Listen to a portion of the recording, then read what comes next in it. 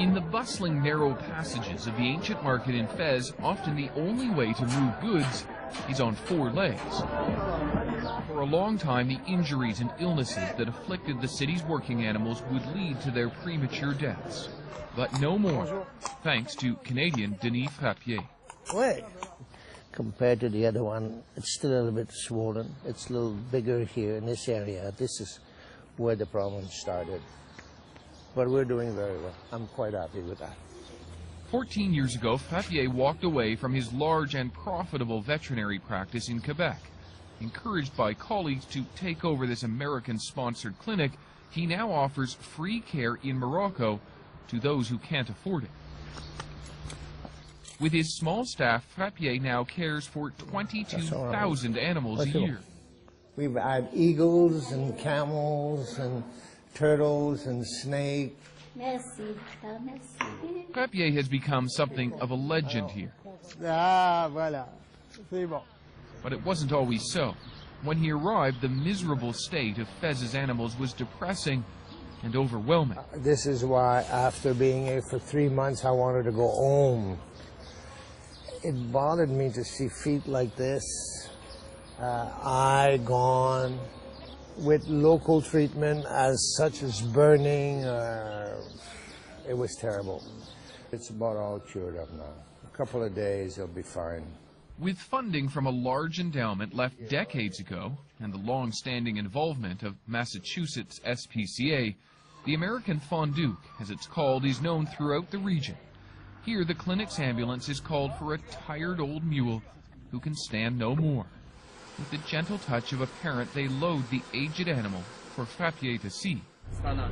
He's an angel, says one of Frappier's employees.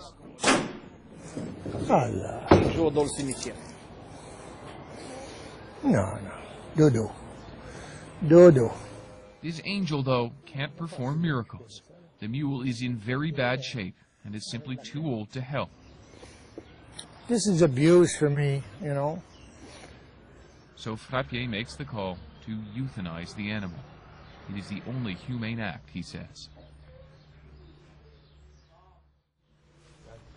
From death, Frappier turns to a new life, a 2-day-old foal in great distress. And yet there is hope. There is contraction of the eyes, so that's good. He responds to the light, so it's okay. This young horse will survive. Having seen 250,000 animals in Morocco, Denis Frappier has a pretty good sense of how many would have survived without his intervention. Their chances are not good. Without the American fondouk, 50% of the animal would die. 50. This is 1 out of 2, you know. So I think we do a good job. The job never seems to end.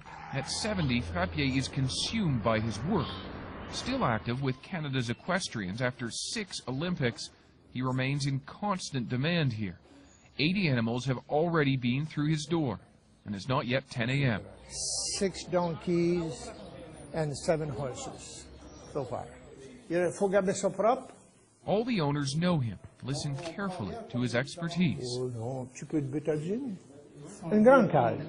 Having left behind a successful practice and the big salary that went with it, Frappier has found personal satisfaction a world away. It's not always fun, but it's, I don't know, it's very rewarding. I enjoy that.